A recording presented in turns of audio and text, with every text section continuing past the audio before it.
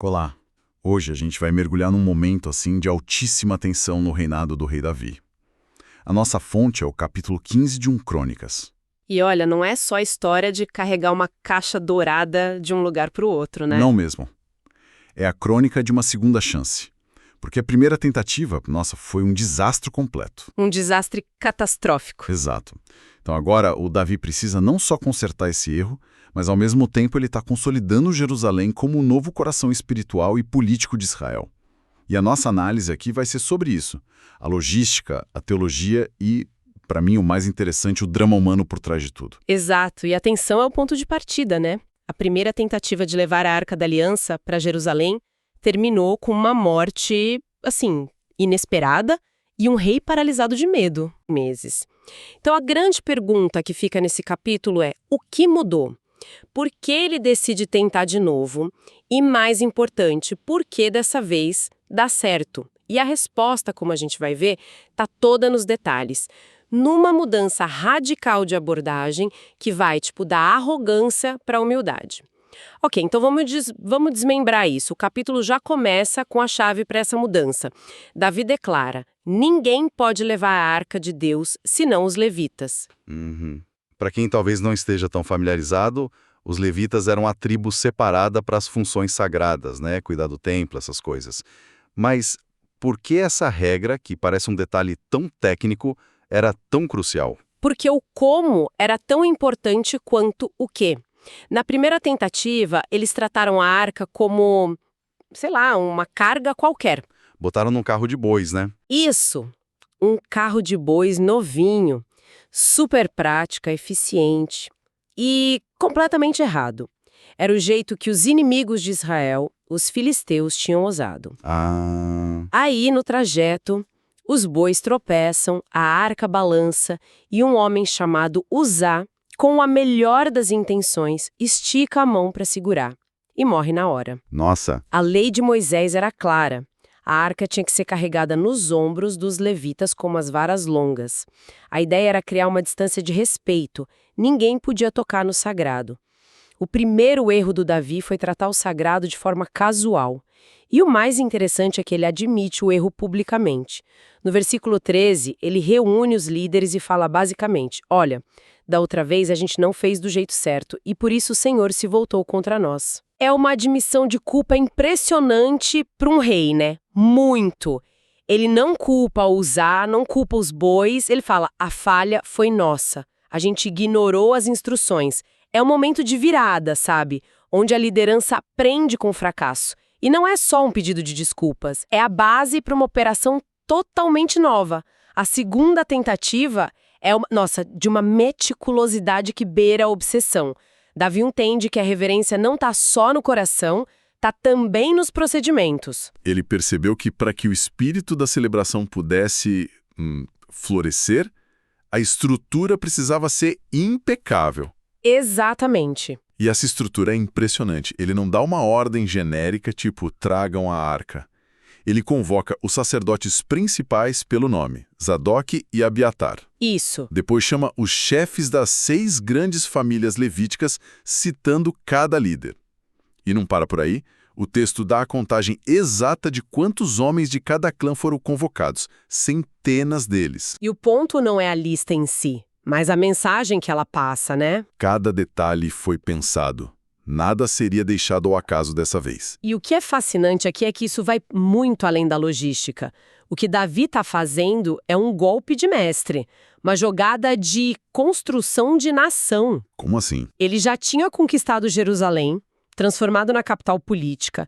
Agora, trazendo a arca para lá, ele está, na prática, sequestrando o símbolo mais poderoso da identidade de Israel e plantando no quintal do palácio dele. Nossa, verdade. A partir desse dia, pensar em Deus seria pensar em Jerusalém, e pensar em Jerusalém seria pensar em Davi. E as notas das fontes que a gente tem dão uma dimensão ainda maior para isso, certo? Elas mencionam que a arca estava separada do tabernáculo há quase um século. Exato. O tabernáculo era a tenda do encontro, o centro de adoração móvel de Israel desde Moisés. Mas, em algum ponto da história, a arca foi capturada. E mesmo depois de recuperada, nunca mais voltou para o tabernáculo, que ficava em outra cidade. Então havia uma fratura no coração religioso da nação. Uma fratura. Perfeito. Então, o que Davi está fazendo não é só uma mudança de endereço para a arca, é uma reunificação simbólica. Ele está consertando uma divisão de gerações. Está literalmente juntando as peças da identidade nacional. Então, eles acertaram toda a parte técnica, logística, as regras. A gente esperaria uma procissão super séria, formal, talvez até com um pouco daquele medo da primeira vez, né? Pois é, a gente esperaria isso, mas... Mas o que aconteceu foi o oposto. Completamente o oposto. Uma vez que a estrutura reverente foi estabelecida, o que se seguiu foi uma explosão de alegria. O texto descreve uma festa sonora, gritos de júbilo, som de trompetas, harpas. Símbolos de metal. Isso, símbolos de metal marcando o ritmo. Não era uma marcha silenciosa, temerosa. Era um carnaval sagrado. Uma celebração que envolvia todos os sentidos. E uma coisa que me chama muito a atenção é a trilha sonora disso tudo. O texto não diz só que tinha música. Ele nos dá uma lista de músicos, de instrumentos. Parece uma produção de altíssimo nível. Diz tudo, né? A música não era um acessório, era um elemento central. E assim como a logística não foi improvisada, os músicos principais são nomeados: Emã, Asaf e Etã. E tem aquela figura, o Quenanias. Nossa, essa figura é incrível. Quenanias descrito como o chefe dos levitas para o canto. E a justificativa para a escolha dele é ótima. Ele foi escolhido porque era perito nisso. Ele era o cara. Ele era o cara. Davi não chamou um voluntário esforçado. Ele contratou o melhor do mercado, um maestro profissional. Isso mostra que não era um canto de torcida. Era uma produção musical complexa e bem executada. E no meio dessa festa toda, tá o próprio rei. Ele não está assistindo de camarote, acenando. O texto diz que ele vestia uma estola de linho, também chamada de éfode, e estava saltando e dançando com todas as forças, no meio da multidão. Ele era parte da festa, não só o patrono. Exato. E essa imagem é poderosíssima. A roupa que ele usa, o éfode de linho, é muito simbólica. Era uma veste de sacerdote, mais simples.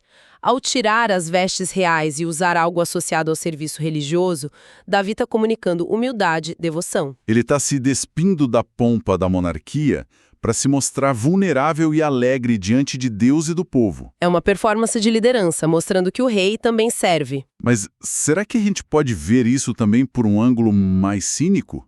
Davi era um político genial, vamos combinar. Com certeza. Usar uma roupa simples e dançar no meio do povo não seria também um ato populista muito bem calculado?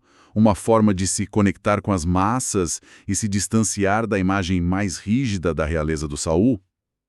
Essa é uma ótima pergunta. E a resposta provavelmente é: sim, eram as duas coisas. E é isso que fazia dele um líder tão complexo e eficaz. Não precisa ser uma ou outra. Exato. A gente não precisa escolher entre o Davi devoto e o Davi político. Ele entendia que a fé genuína, expressada publicamente, também era uma ferramenta política poderosa. A alegria dele podia ser 100% sincera e, ao mesmo tempo, ele sabia perfeitamente o impacto daquela imagem. A imagem de um rei dançando como um homem comum. Exatamente. Unia a nação numa experiência emocional compartilhada e, de quebra, solidificava a imagem dele como o rei do povo. Então, o que a gente tem é um plano perfeito, aprender com o erro, organizar tudo nos mínimos detalhes e liberar uma celebração genuína que une o país inteiro. Parece o final feliz de uma grande jornada. Parece. Mas o capítulo termina com uma virada brusca. Uma nota de discórdia que joga um balde de água fria na festa. Enquanto todo mundo celebra, uma pessoa assiste a tudo com desprezo. Mical, filha de Saul e esposa de Davi. O versículo 29 é de uma tensão psicológica incrível. Diz que Mical olhou de uma janela e, vendo o rei Davi dançando e se alegrando, o desprezou em seu coração. O desprezou em seu coração. É muito forte. E fortíssimo. E o que é fascinante aqui é o choque de mundos. A alegria pública, desinibida, quase selvagem do Davi, colide com o senso de decoro real da Mical. Ah, claro. Ela é a filha do rei anterior, do Saul. Ela foi criada numa corte onde, provavelmente, realeza significava contenção, distância, formalidade. Para ela, um rei não pula e dança seminu na rua. É vergonhoso. É uma quebra de protocolo inaceitável. Isso torna a história tão humana, né? No meio de um dos maiores eventos da história de Israel, um momento de triunfo, de unidade, a narrativa nos leva para dentro de um quarto, para um momento de profunda crise conjugal. É um contraste brutal. A alegria de Davi é o motivo do desprezo de Mical. A celebração pública versus a tragédia privada. E talvez não seja só sobre decoro, sabe? Para Mical, o Davi não é só o marido dela. Ele é o homem que substituiu o pai dela no trono. Tem isso também, é verdade. Cada ato popular do Davi, cada coisa que o tornava amado pelo povo, era talvez um lembrete da falha e da rejeição da própria família dela, da dinastia de Saul. Então, ver Davi dançando, sendo aclamado, talvez não tenha gerado só vergonha, mas também um profundo ressentimento. Exato. Ela viu um homem perdendo a compostura. O povo viu um rei que era um deles. E ela, presa entre esses dois mundos, só conseguia sentir desprezo. Resumindo os pontos principais, então. O sucesso dessa segunda tentativa não foi só por seguir as regras. Definitivamente não. Foi o resultado de uma humildade forjada no fracasso, de um planejamento que honrou a tradição e, principalmente, de uma expressão de alegria coletiva que contagiou a nação.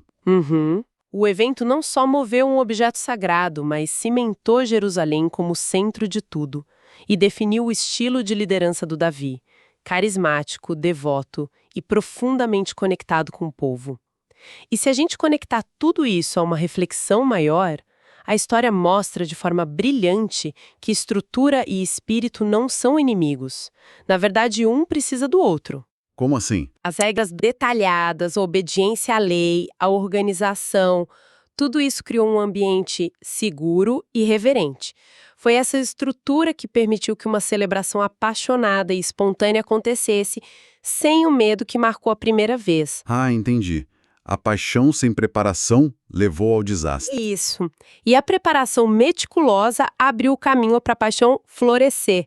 É a união perfeita entre ordem e êxtase. E isso nos deixa com um pensamento final, provocado por aquela cena da Mica na janela. Ela desprezou Davi por sua demonstração pública de fé, que para ela era indigna. Isso levanta uma questão que continua super atual. Qual é a linha que separa a dignidade que se espera de uma figura pública e a expressão autêntica de suas convicções mais profundas? Boa pergunta. E como a mesma atitude, o mesmo gesto, pode ser visto por alguns como uma conexão poderosa e genuína, e por outros, da janela ao lado, como algo vergonhoso e desprezível. É uma tensão que define a vida pública até hoje.